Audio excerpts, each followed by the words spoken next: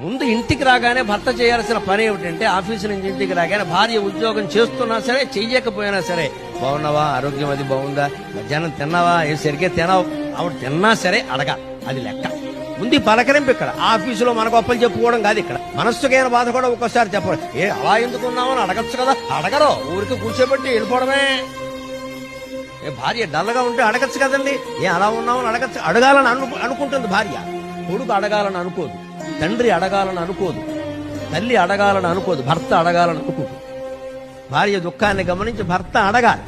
అది రాగానే భార్య పరిశీలనగా చూడాలి. ఏదైనా వణుకుతున్నట్టో బాధపడుతున్నట్టో నడకలో తేడా ఏమైంది ఏమైంది ఏమైంది అని మాట్లాడాలి.